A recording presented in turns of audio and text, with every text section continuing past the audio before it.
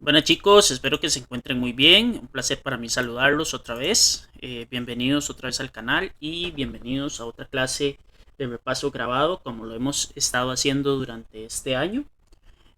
Bueno, el final de todo esto es para que salgan bien en la prueba. Vamos a hacer un repaso de los temas de décimo año para el primer examen del tercer trimestre del año 2022. Espero que funcione muy bien para ustedes y que sea una herramienta verdaderamente útil. A raíz de esto, pues bueno, adelantarles de paso que sí va a ser un material un poco extenso por la cantidad de temas que tienen para la prueba, pero esperemos abarcar las generalidades y que todas las dudas queden aclaradas. Sin más que decir, pues empezamos. Bueno, el primer tema que nosotros vimos fue la crisis del petróleo de 1980 y la crisis económica que generó esa crisis del petróleo.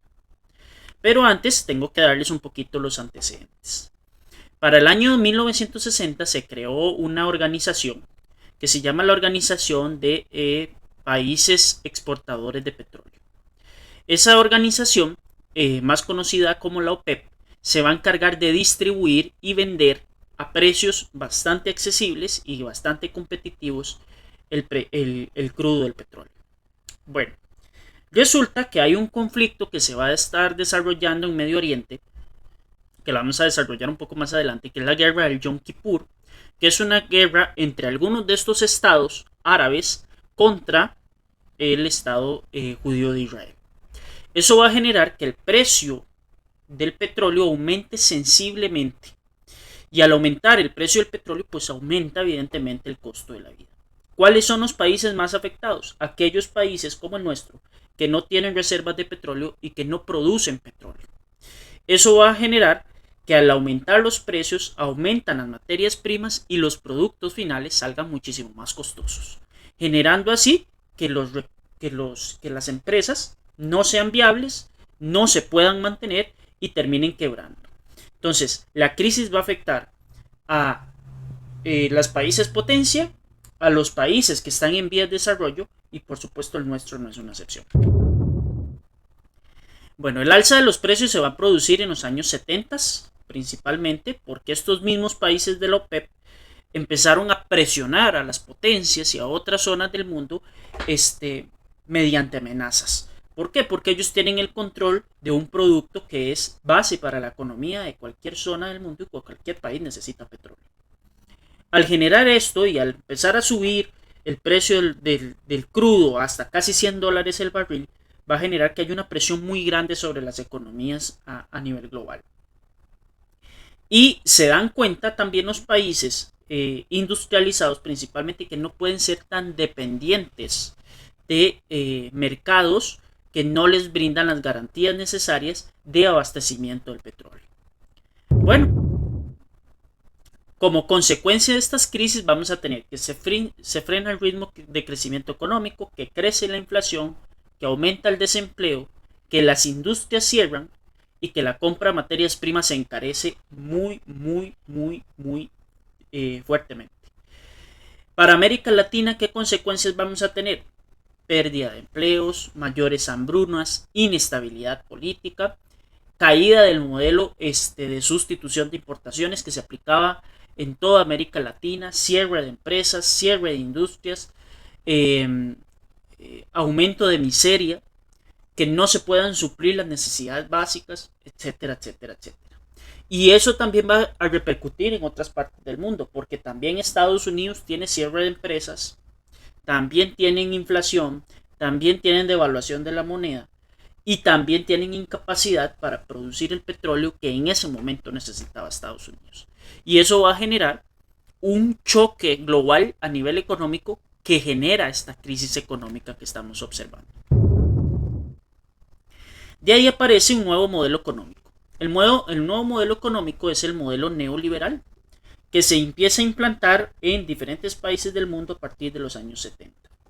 El modelo neoliberal es recuperar las ideas liberales en algún momento, ¿verdad?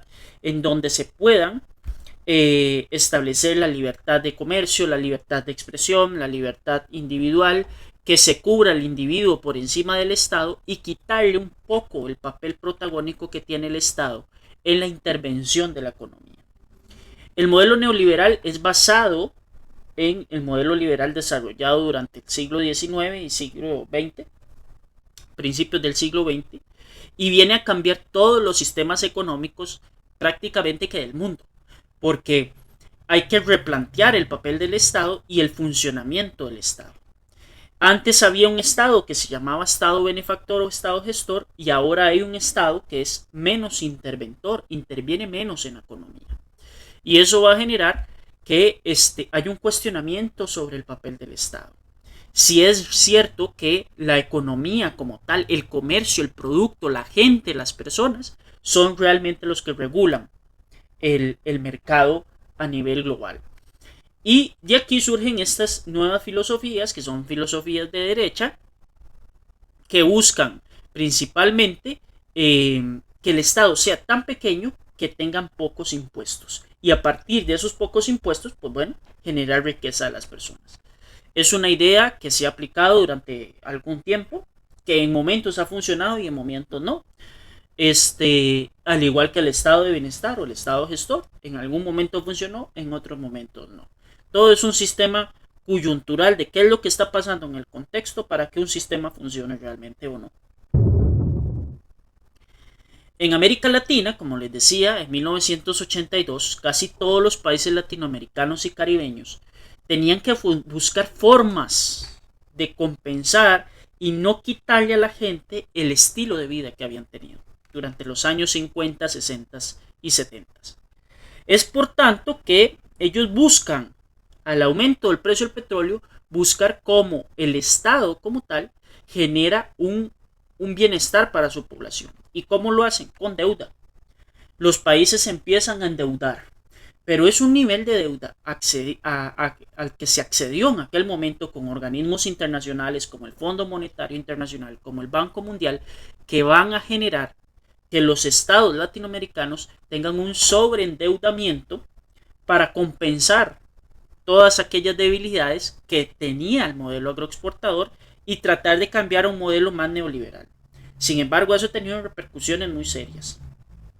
Menos crecimiento económico en muchos países de América Latina, inflación y devaluación de la moneda, como es el caso de Argentina hoy en día, poca estabilidad política, casos de corrupción muy serios como los que pasaron en Brasil, o simplemente la pérdida de un estilo de vida como le pasó a Venezuela, que curiosamente Venezuela es uno de los países con mayor cantidad de petróleo de América Latina.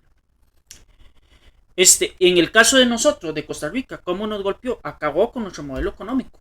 Aquel modelo económico de los años 70, de los años 60, que había funcionado también, se desploma sencillamente porque no tenemos cómo generar ese petróleo. ¿Okay? Y tenemos que comprarlo al precio que el mercado no lo vende. No teníamos otra opción. Y aún así no lo tenemos. Pasando de tema, nos vamos al tema del papel de China en el mundo. China es un país que ha asombrado al globo terráqueo en general, a esta aldea global que tenemos hoy en día, por su rápido crecimiento económico. China se ha convertido en la principal potencia comercial, la fábrica del mundo, así le dicen, y hoy en día tiene un papel muy relevante en la economía a nivel global, casi tan importante o en algunos aspectos más importantes que la primera potencia del mundo, que es Estados Unidos, y rivalizando en muchos de los productos comerciales que tienen con la Unión Europea. Entonces ya tenemos un país asiático, una potencia asiática que compite contra estos países o bloques de países. ¿Cuándo va a empezar todo? En 1949, cuando Mao Zedong asume el poder y se proclama como dictador vitalicio de ese país, se crea lo que nosotros conocemos hoy en día como la República Popular de China. Este gobierno viene a entrar en vigor después de la derrota de Japón en la Segunda Guerra Mundial, que habían invadido China. Y ellos intentan instaurar un gobierno muy parecido al gobierno soviético. El gobierno soviético tenía poca experiencia. El comunismo como tal no había sido implantado en ningún país del mundo.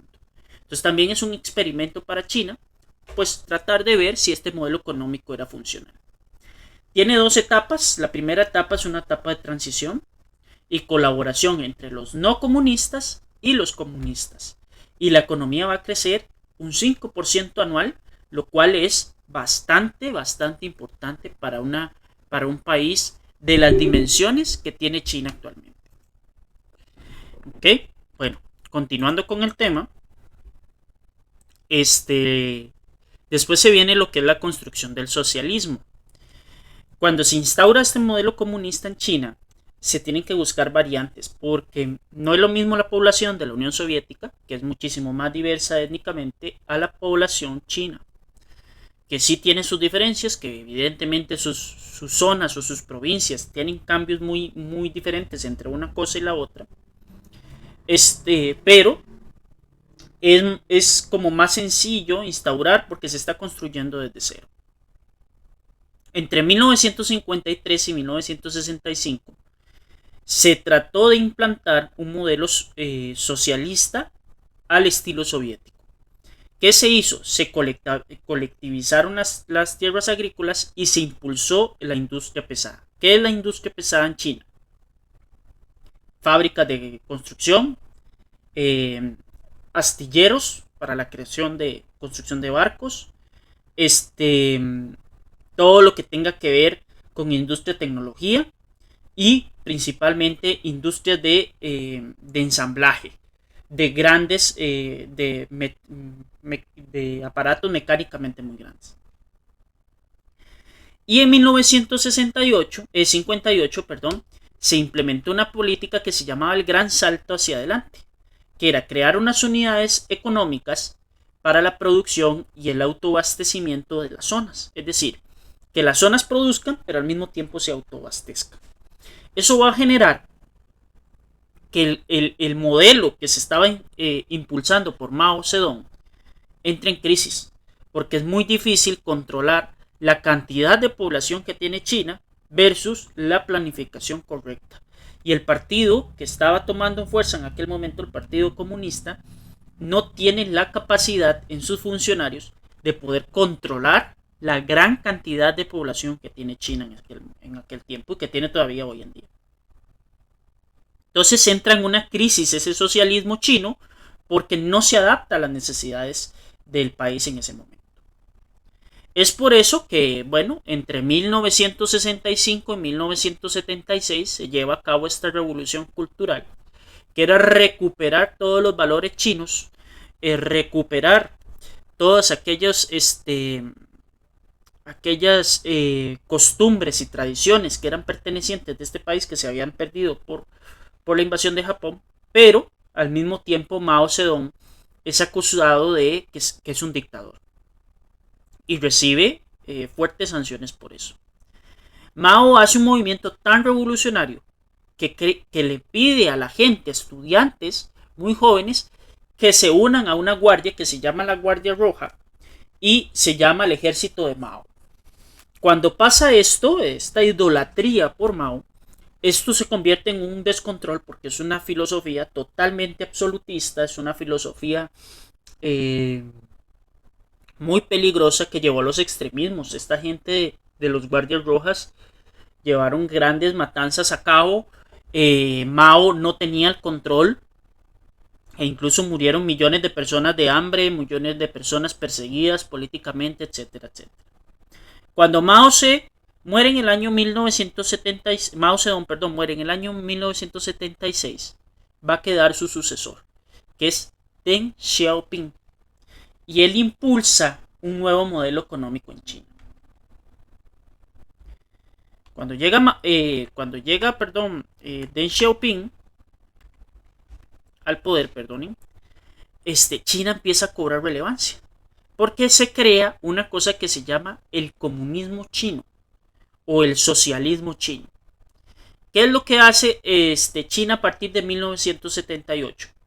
Empezar a participar de las empresas constructoras, de las empresas fabricantes en China en porcentaje. Sin embargo, les entrega el control a los ejecutivos y a los accionistas de China. Entonces China tiene un modelo donde el Estado participa, tiene control de absolutamente todo, pero le entrega autonomía a las empresas, le entrega autonomía a los empresarios, a los dueños, a los accionistas, para que manejen las empresas de una manera competitiva. Y eso es el gran éxito que ha tenido China actualmente, ¿verdad? Han tenido un crecimiento del 8% del Producto Interno Bruto por año. Eso no lo ha conseguido ningún país de manera sostenida por más de 10 años. China lo ha hecho. Y ha aumentado sectores en la construcción.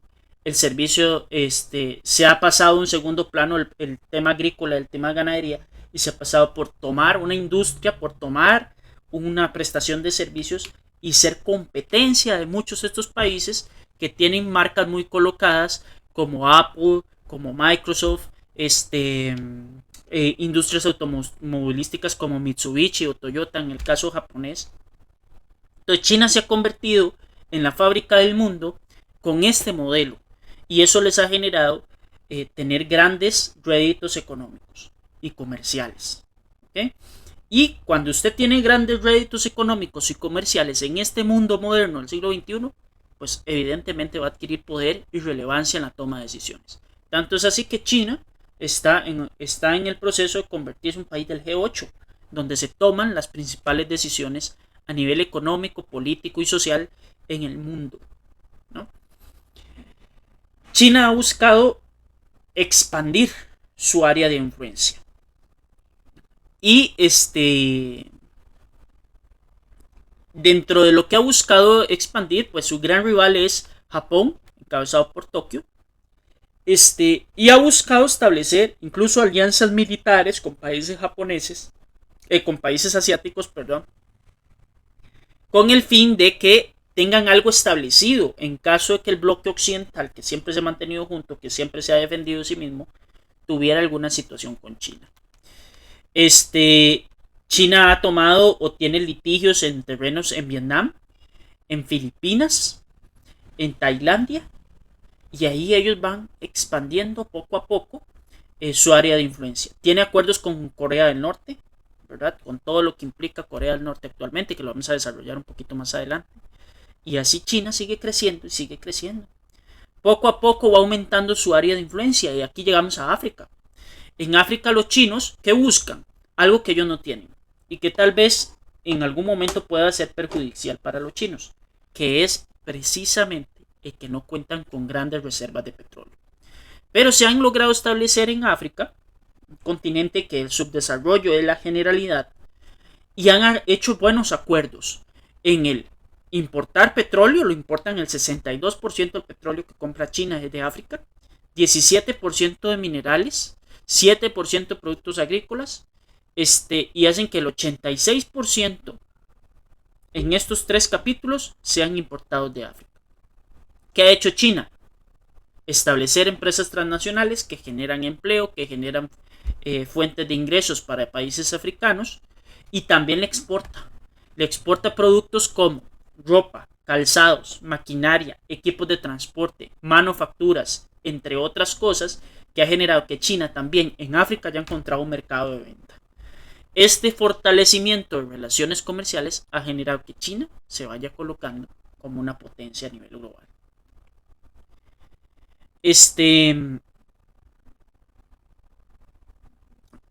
Hay una dependencia ya de ciertos países donde exportan hasta el 30% de sus productos van hacia la región de Oriente en China. Y cada vez los chinos tienen acceso a materia prima de primera necesidad como tuxteno, como litio, como el oro, ¿verdad? Para ir respaldando la moneda e ir respaldando la economía china, que hoy en día es muy importante para que grupos internacionales y gente que hace inversiones inviertan en China por encima de otros países. ¿Por qué? Porque les plantea muchísimas ventajas. Ventajas como menos impuestos, un mercado enorme de 1.3 billones de personas y aparte de eso, empresas sólidas, consistentes, que van a estar supervisadas por el Estado en todo momento. Y América Latina tampoco se ha quedado atrás. El fortalecimiento de China en relaciones comerciales con América Latina sigue siendo muy importante y de crecimiento constante. China es un país que tiene el 22% de la población mundial y sin embargo solo tiene el 7% de la superficie terrestre. China no puede producir los alimentos y la materia prima que necesita su población para llegar a ser una potencia de primer nivel. ¿Por qué? Para usted llegar a ser una potencia de primer nivel, tiene que tener un índice de desarrollo humano muy bueno y una adecuada repartición de la riqueza, cosa que China no ha alcanzado totalmente. Entonces, brindarle una mejor dieta alimenticia va a generar que los pobladores de China tengan un mejor nivel de vida. ¿Qué tienen que hacer los chinos? Recurrir a América Latina para que supla muchos de los productos agrícolas que en China no se pueden producir por situaciones climáticas o porque no tienen la capacidad de hacerlo. Y entonces América Latina entra en ese proceso. Ok, nosotros le vendemos alimentos, materia prima, comida, para que ustedes se puedan alimentar. Y a cambio los chinos nos venden productos terminados a precios cómodos, en algunos de los casos, y en algunos otros de muy buena calidad. Aquí hay la presencia de China en algunos países de América del Sur. Por ejemplo, en Venezuela, desde el 2007 se han invertido 56.300 millones de dólares solo en temas de infraestructura. En Ecuador, 11.000 millones de dólares en préstamos dedicados a proyectos de generación de energía, como la generación de la planta hidroeléctrica del Codo de Sinclair, ¿verdad? En Perú, la industria minera ha recibido fuertes inversiones de China, ¿verdad? En Brasil, China compró acciones de ciertas compañías brasileñas, principalmente petroleras, con 35 acuerdos de cooperación, 50.000 millones de dólares. Negocia el financiamiento de un tren bioceánico, que eso es un proyecto absolutamente gigantesco. En Bolivia, superan los 500 millones de dólares en inversión y 7.000 millones de dólares desembolsados para mejorar los caminos que van hacia las minas, a la producción eléctrica, entre otros. Y en Argentina, por títulos de firmas petroleras, ha recibido 11.000 millones de dólares. Entonces China no solo genera en su país, sino que va a otros países y compra empresas, compra materias primas, asegurando tener la materia prima para que si en algún momento lo necesita, poder producir más. Los chinos están preparados para esto y van generando grandes negocios alrededor del mundo que también traen réditos a otros países, pero sobre todo el beneficio propio. En el caso de Costa Rica, nosotros en el año 2007, consolidado en el año 2010, establecimos relaciones comerciales con China. Este país se ha vuelto fundamental para nosotros, pero con el coste de que tuvimos que separarnos de la unión comercial que teníamos con Taiwán. ¿Qué hemos importado? Vehículos, productos electrónicos, materia prima en algunos de los casos, ropa, vestidos, zapatos, entre otros productos que vienen desde allá, que no necesariamente son marcas chinas, sino que pueden ser marcas de otros países, de otras zonas, marcas muy reconocidas que se fabrican en China y se traen acá.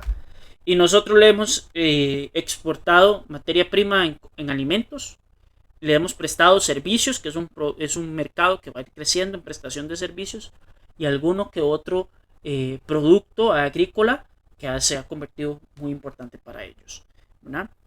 Entonces, pues seguimos dependiendo del mercado chino. Es un mercado que va a seguir aumentando, como les digo, es 1.3 billones de personas y pues tenemos unas oportunidades enormes en la inversión del mercado chino. Bueno, siguiendo con la temática, sigue la guerra de Corea.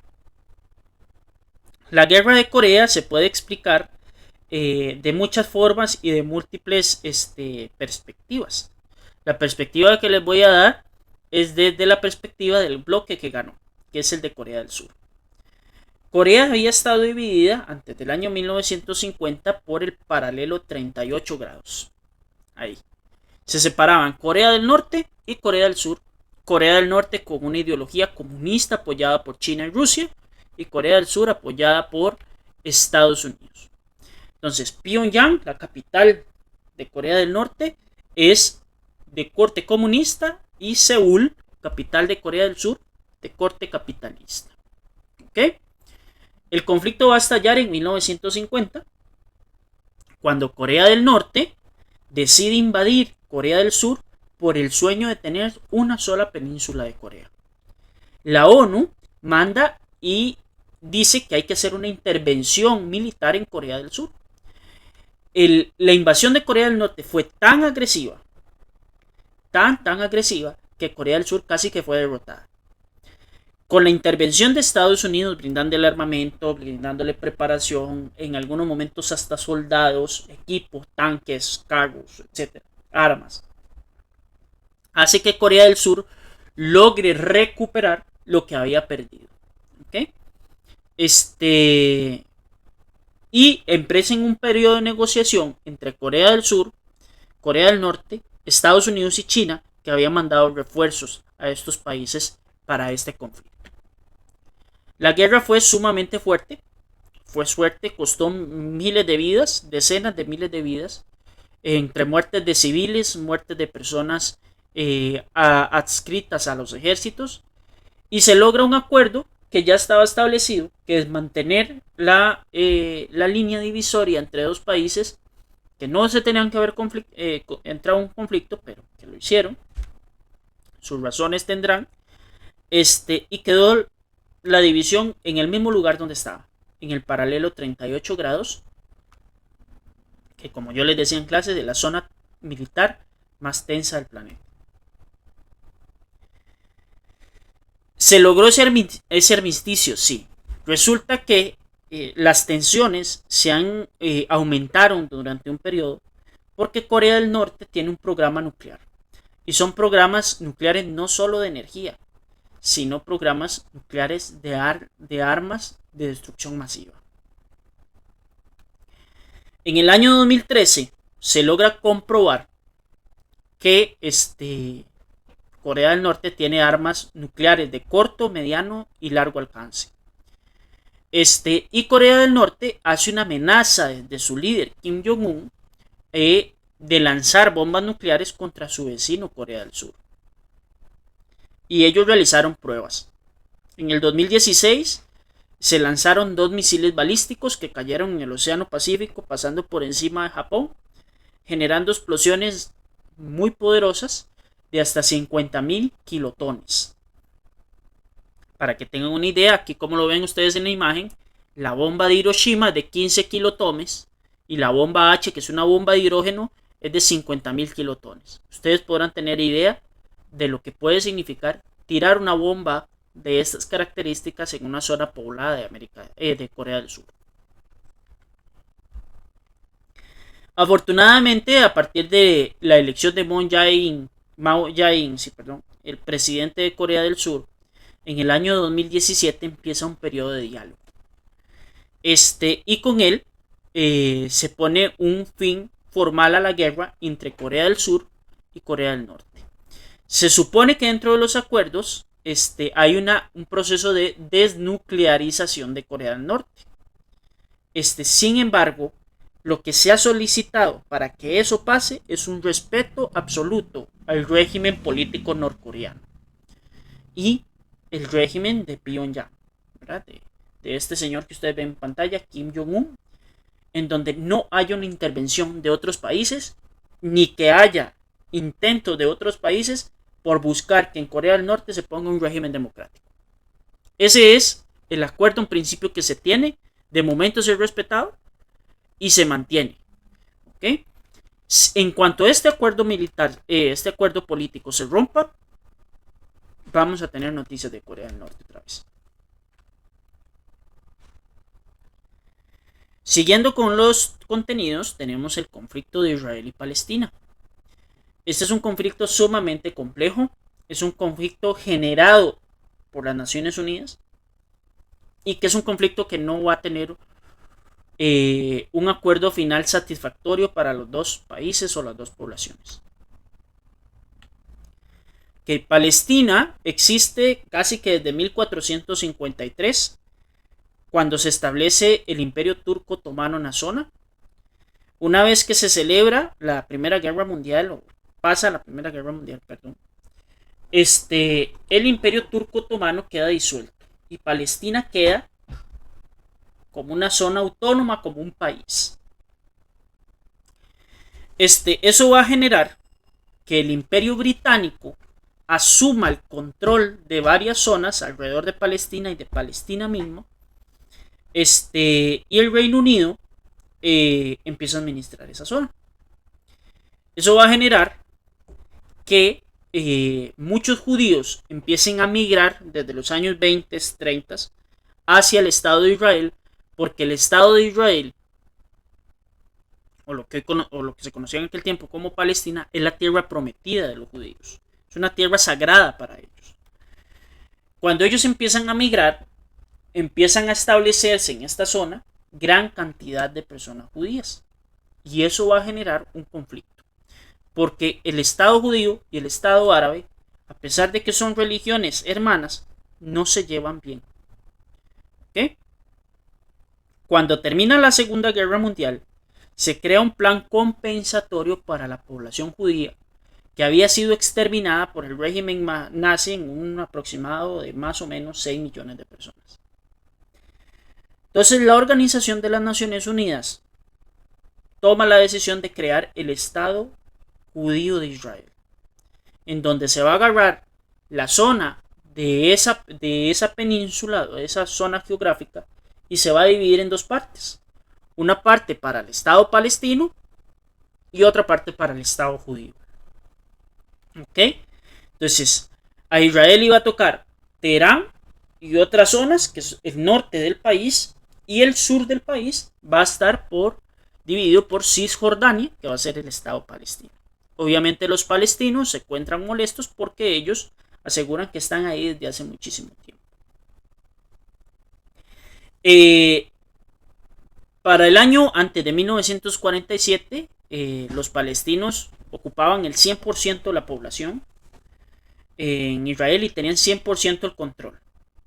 Después de que se llega a ese acuerdo en 1947, el territorio palestino se reduce a un 44% de esa zona que están ustedes viendo en el mapa, esta que está acá. ¿Okay? Y se establece que Jerusalén va a ser una zona neutra, ¿okay? Pero que va a estar administrada políticamente por los palestinos. Posteriormente, en 1967 empiezan una serie de guerras que va generando la desintegración del Estado palestino que ustedes ven en verde y la pérdida de control de territorios muy importantes, ¿okay? Como es el territorio de Galilea y el territorio al sur de la Franja de Gaza, generando que el territorio palestino esté en una fractura de dos partes, cosa que todavía se mantiene. Tiene la Franja de Gaza, que ustedes ven aquí, que no tiene contacto directo con Cisjordania, que es la zona que ven en verde aquí en el año 1967. Para el año 2020, esto es lo que queda de territorio palestino, y lo que ustedes ven en blanco es lo que queda del Estado de Israel. Entonces, ¿qué ha pasado? Ha habido una sistematización para ir eliminando poco a poco el Estado islámico de Palestina, y que cada vez el Estado judío de Israel crezca, amplíe su territorio, generando así problemas y conflictos con sus vecinos que también son de corte musulmán. Han habido momentos de paz. Entonces, por ejemplo, el primer intento fue la Conferencia de Madrid en 1991, donde se busca un acuerdo de paz entre el gobierno israelí y la Organización para Liberar Palestina.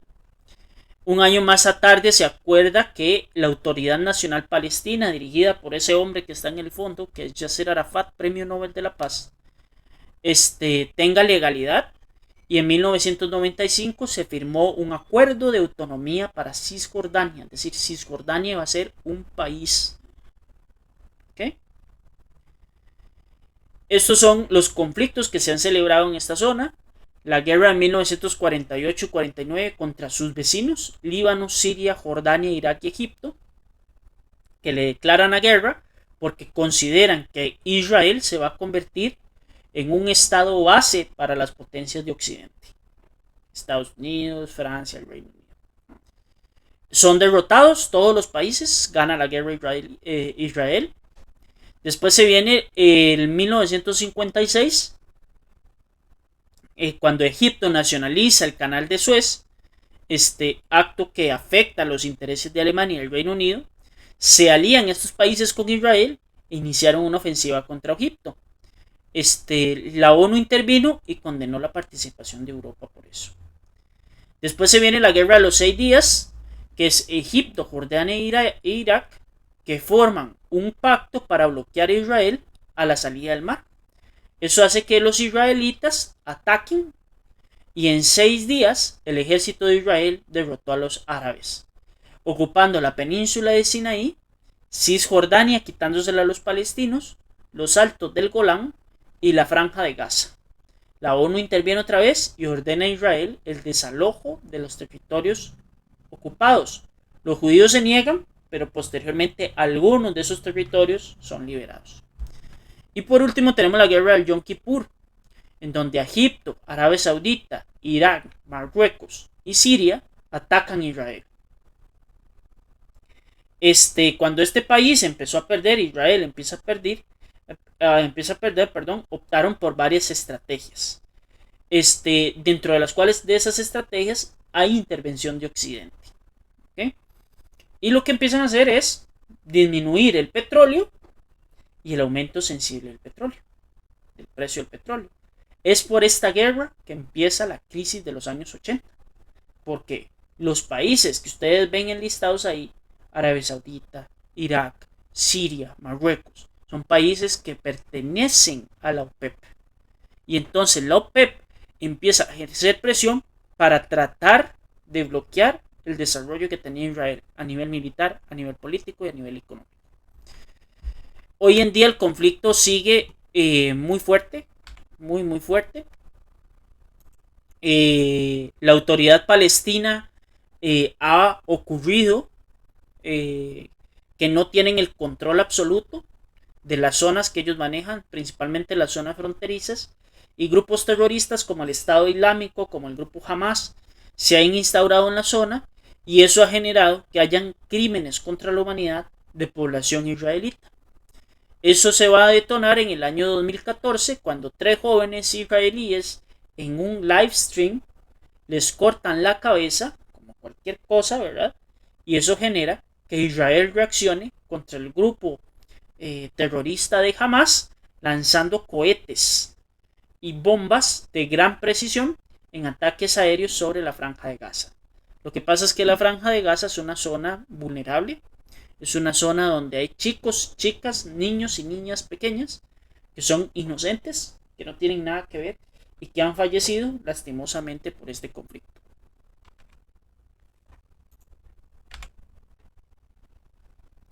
Consecuencia: las guerras han dejado 2.101 víctimas palestinas, 67 israelitas, 475.000 personas desplazadas que se han tenido que mover a otros países.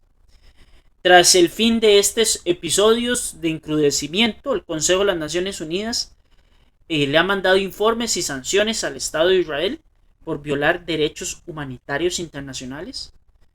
Y en el 2018, que es casi que la última noticia que tenemos, Estados Unidos pasa la embajada de Tel Aviv a Jerusalén. Y eso ha generado que se desaten protestas porque Jerusalén es territorio neutral. No tiene por qué haber ningún edificio gubernamental ni del Estado de Israel ni del Estado de Palestina, o en este caso Cisjordania.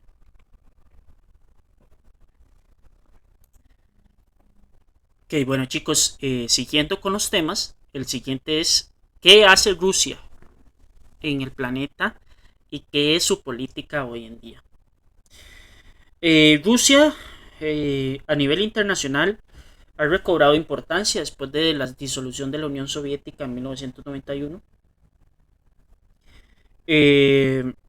Después de la disolución creada por la perestroika, la glasnost, impuestas por Mikhail Gorbachev, con el mando de Vladimir Putin, han recuperado mucho de lo que habían perdido en el escenario internacional.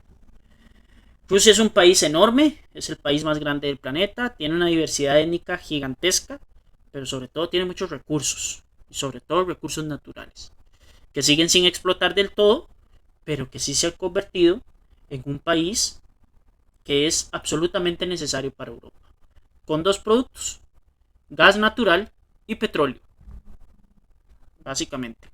¿Okay? Y eso los ha llevado a tener confrontaciones con países aliados a Estados Unidos o con los mismos Estados Unidos. ¿Ok? Actualmente Rusia tiene tres escenarios conflictivos muy fuertes. El primero es el conflicto con Ucrania, que va a empezar porque en Ucrania hay población que todavía es prorrusa, ¿verdad? Que no había tenido ningún problema hasta que llegó estas ideas nacionalistas ucranianas, que no son del todo malas. Y Ucrania busca dos cosas. Primero, incorporarse a la Unión Europea, cosa que Rusia no estaba de acuerdo. Y la más grave de todas para los rusos es el intentar establecer Ucrania o meter a Ucrania en la alianza política y militar conocida como la OTAN, Organización del Tratado Atlántico Norte. Cuando Ucrania hace o toma esta decisión, los rusos se ven amenazados en su seguridad nacional. Y es allí donde empieza el conflicto contra este país. Ucrania es limítrofe contra Rusia, limítrofe con Rusia, y Rusia depende de Ucrania porque por Ucrania ellos pasan el gas colado, que es lo que se le vende a los restos de países de Europa, o se les vendía. Rusia empieza a construir un nuevo gasducto que no necesita pasar por Ucrania, sino que llega directamente a Alemania. Eso hace que los ucranianos busquen otras alternativas porque se sienten perjudicados por la Federación Rusa en su sistema económico. Eso va a generar que Ucrania busque esas alianzas, la OTAN y la Unión Europea, cosa que Rusia no comparte. ¿Ok? Ucrania hoy en día es un país industrializado, en trenes, en coches, en carros de combate, etc. Y aparte es el granero más grande que tiene Europa, porque sus tierras son muy fértiles. Tiene reservas de gas y de petróleo, e importa una buena parte de energía de Rusia. ¿Ok? Actualmente el país está dividido en dos partes iguales. Los que son prorrusos, aquellos que apoyan el régimen de Vladimir Putin, y los prooccidentales que dicen que no, que Ucrania tiene que estar unida a la Unión Europea y tiene que obedecer o tener relaciones comerciales con los países de Occidente. Eso ha generado que hayan diferentes manifestaciones, unos apoyando a Rusia, otros apoyando a Ucrania como tal. ¿Okay? Esa rebelión se llama el Euromaidán, que busca que Ucrania se convierta en un país autónomo y que rompa relaciones completamente con Rusia. Entonces Ucrania tiene dos zonas delicadas. Una que se llama la zona de Donbass, que se compone de dos provincias, una de ellas es Donetsk, y la otra es la provincia de la región de Crimea. ¿Ok? Perdón. Voy a ampliar un poquito el mapa. Esta es la zona del Donbass y esta es la zona de Crimea. Crimea es una zona que tiene un puerto que se llama el puerto de Sebastopol. El puerto de Sebastopol es un acceso de Rusia sobre la península arábica y logra controlar, digamos, con esa zona todo el Golfo Pérsico. Entonces, en ese puerto de Sebastopol y en la región de Crimea, que es esto que ustedes ven acá, Rusia va a tener un conflicto con Ucrania porque esta zona le pertenecía a Ucrania políticamente cedida por Nikita Khrushchev durante la Unión Soviética, pero Vladimir Putin quiere recuperar esta zona porque tiene importancia militar, importancia política, importancia económica y quieren dejar de pagarle el alquiler del puerto de Sebastopol a Ucrania. Y la región del Donbass, lo que ha pasado es que Ucrania, en algunos gobiernos y algunas partes, ha prohibido incluso el hablar ruso. Y las personas rusas han sufrido de discriminación en esa parte del país. Todos los rusos dicen que hay que establecer leyes que permitan proteger a la gente prorrusa o de descendencia rusa en esa zona. Otro conflicto es el conflicto de Georgia. En Georgia hay una zona que se llama Osetia. Está Osetia del Norte y Osetia del Sur. La parte de Osetia del Sur es como un acceso que tiene Rusia hacia Georgia, hacia el nuevo país de Georgia.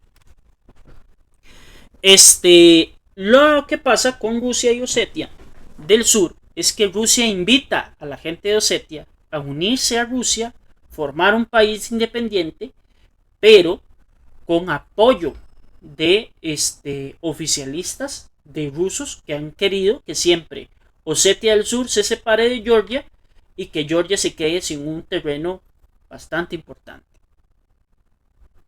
El conflicto va a empezar en el año 1989 y se va a desarrollar hasta el año 1992, en donde se acuerda un alto al fuego y que hayan tres zonas o tres zonas partidarias que controlen Osetia del Sur. Una parte del ejército ruso, otra parte de la gente que está en Georgia y otra parte de Osetia del Sur. ¿Ok? Esto ha generado que Osetia del Sur y Osetia del Norte están en un proceso de anexión a Rusia. Y es muy importante controlar esta zona porque ahí les da acceso a las montañas del Cáucaso, que son las que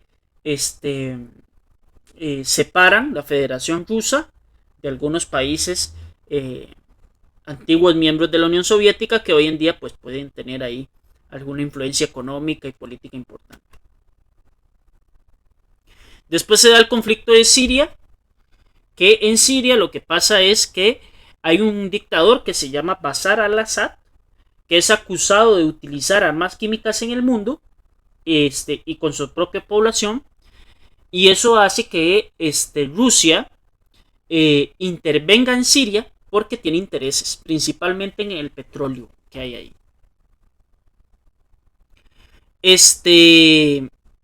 ¿Qué hacen los rusos?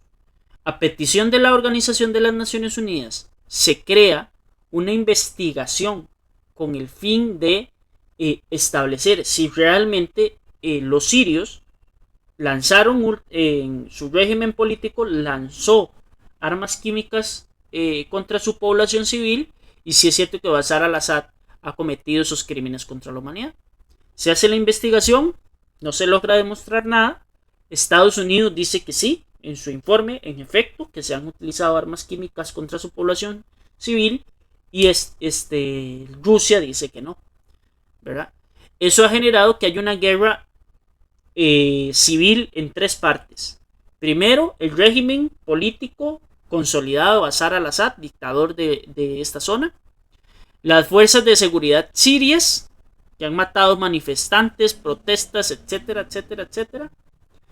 Luego, un grupo de opositores armados, que sería el segundo grupo, que se llama Ejército Siria Libre, o ESL,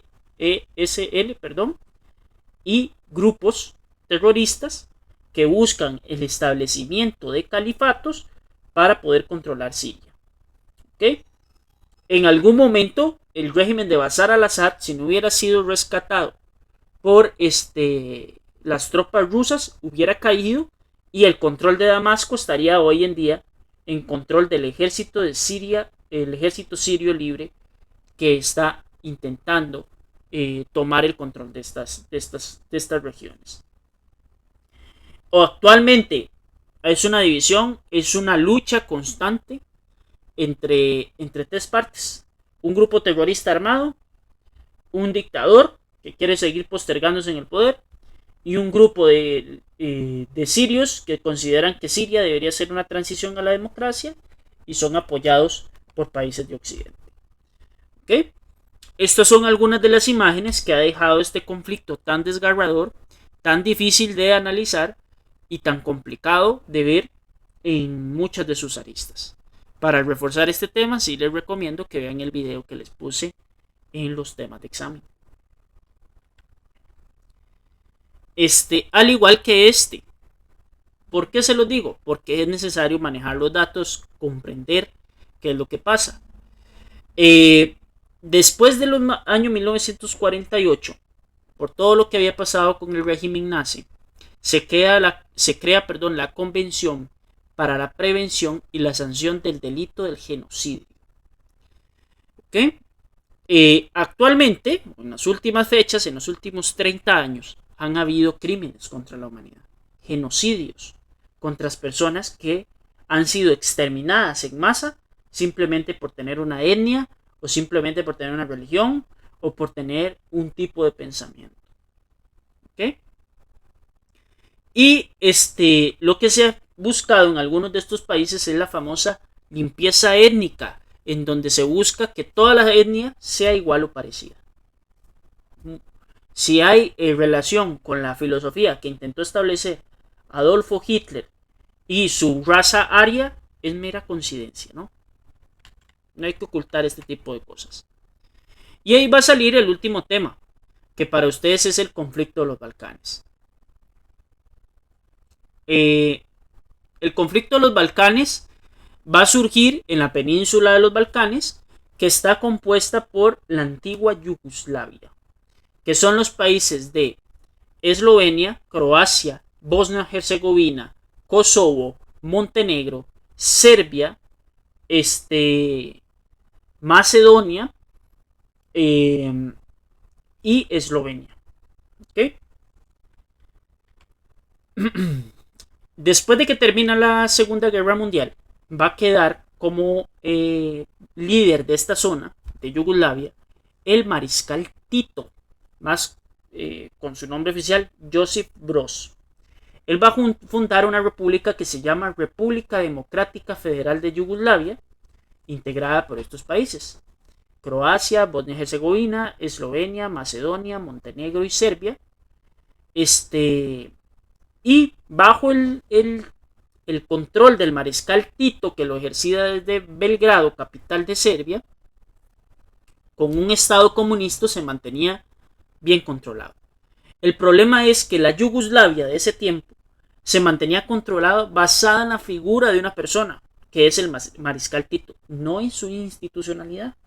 Y al ver las instituciones flaquear cuando ya no esté una persona, entonces ahí es donde empieza un conflicto. ¿Okay? Cuando el general Tito muere en los años 80, el régimen federal se empieza a debilitar muchísimo. La economía se deteriora, el equilibrio étnico se quebranta porque hay muchos movimientos separatistas que buscan la fundación de nuevos países y lo hacen de manera muy, muy violenta. Y ahí empieza la crisis del Estado yugoslavo. ¿Okay? El primer movimiento separatista va a empezar en 1981 en la región de Kosovo, en donde se busca crear un país que se llama Kosovo. Y hasta cierto punto se logra que esta zona tenga un proceso de autodeterminación, es decir, que ellos toman ciertas decisiones. Después Eslovenia viene con un movimiento separatista en 1971 y ahí se va a generar la guerra de los 10 días, que son las tropas oficiales del Estado yugoslavo contra los eslovenos. Los eslovenos logran ganar esa guerra y pues surge un nuevo país que es Eslovenia. De manera simultánea, Croacia, con sus movimientos nacionalistas, elaboran una constitución que busca el favorecimiento de la población croata, lo que marca la separación de Croacia de la antigua Yugoslavia. Después viene Bosnia y Herzegovina. La guerra empieza en 1992, donde enfrentan serbios, croatas que viven en la zona y musulmanes. Entonces, las milicias serbo-bosnias invaden Bosnia-Herzegovina y su objetivo principal era, ok, ya se disolvió, se está disolviendo Yugoslavia, creemos la Gran Serbia. Lo que pasa es que no les va a funcionar porque los bosnios y los herzegovinos generaron una lucha de resistencia muy fuerte, cosa que no se esperaba en aquel tiempo. ¿Okay? El conflicto sigue durante 4 años más y en junio y julio de 1995, cerca de la frontera entre Bosnia y Herzegovina y Serbia, hay una matanza de 8.000 hombres, bosnios musulmanes, niños, adultos y ancianos, simplemente por ser musulmanes. Esto va a dar a pie que tengan sanciones de parte de la Organización de las Naciones Unidas y que se logre crear el país de Bosnia-Herzegovina. En el año 1991, Macedonia, que es la parte sur de la antigua Yugoslavia, decide declarar su independencia y mantenerse al margen de lo que estaba pasando en Serbia, en Croacia, en Bosnia-Herzegovina, como acabamos de ver. Sin embargo, hubieron disputas bélicas, ¿verdad? En el año 1999, Kosovo se convirtió en un país receptor de macedonios que se pasaban a esa zona a vivir para pues tener cierto control y cierta seguridad. Kosovo actualmente no es un estado reconocido, sigue perteneciendo a Serbia, supuestamente, ¿verdad?